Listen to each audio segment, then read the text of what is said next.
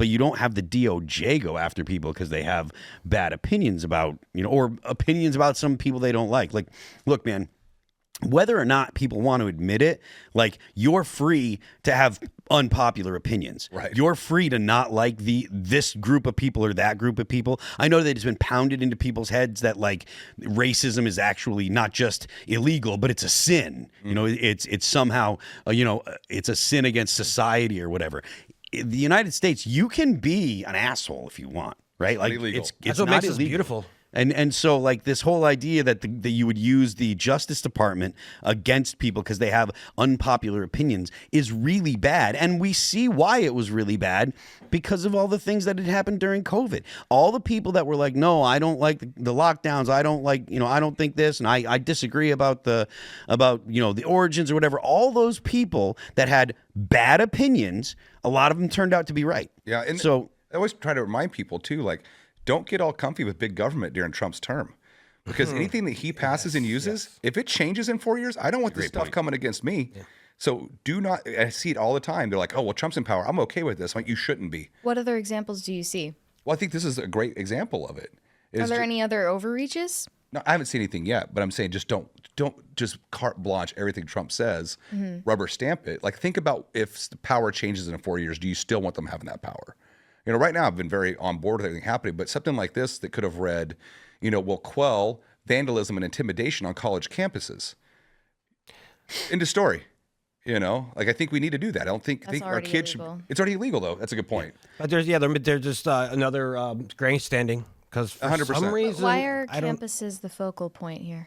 Yeah, that's a good question. Mostly, I think it's because protesters. Well, because the faculty at most college campuses are almost uniformly left. They're all very pro-Gaza, so they look the other way when Jewish kids they were hazing Jewish kids and stuff like that. And your faculty would look the other way when there were pro-Gaza protests, saying that and basically, saying stuff that's considered hate speech towards Jews. So that's why they're focused on campuses, is because it's kind of a uniform opinion when it comes to the administrators, and they're not doing anything to protect the Jewish kids, because there was a lot of Jewish kids that ended up, like, barricaded in rooms and stuff like that because there were protesters that were, like, hounding them and stuff like that. So that's probably why they're focusing on. That's why I agree with that aspect, Phil. As in, they're being barricaded in rooms and being they weren't allowed to walk through campus. They weren't allowed to walk through certain areas. I agree with that. Let them, you're able to move around, but just being bullied and yelled at, I don't agree with. That's fine. Let them be. Sorry, you get yelled at, you get bullied. It's life. Yeah. So this is cool and all. Well, I mean, but not really. I was just saying. One bit. I was just answering Mary's question as to why. Okay. That was the justification, not Gotcha. whether or not, I like, that's not it's because a lot of them receive federal funding, so it just falls under their sure. Yeah. sphere of influence. Yeah. I think there's still the angle that this is non-citizens, right? This Well, is back to the Yeah, I mean, I think the whole Kick 'em out. Yeah, you're here. You're causing problems. You hate what we stand for. Like, if you hate it so much, just leave. Look, and that goes They back. use us. Well, right. That's why they don't leave. Yeah, that's something that I think that that's something that we've talked about here on the show multiple times.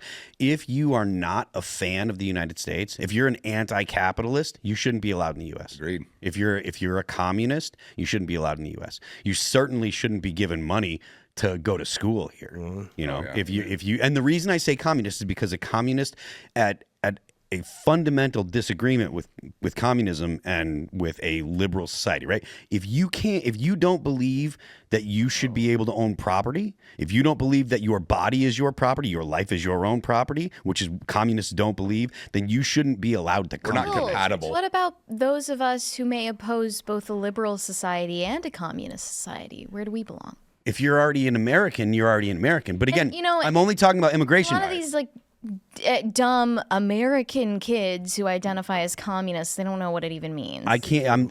Fair enough, but there are people that what I'm talking about is if you're from outside of the United States, coming into the United States has the right to say you're not coming in for whatever reason. And it comes down to if you have an ideology that is hostile to a liberal society, you shouldn't be allowed to come in. Can't do anything about people that are here that you can't say you can't have that opinion to people that are Americans, right? If you're an actual American citizen, you're born here, we can't say, oh, you're a communist, we're going to kick you out. You can't do that. Okay, I thought that's what you meant for No. I'm talking about Okay, anti-communist revolution. yeah, counter-revolutionary. But Counter-revolutionary.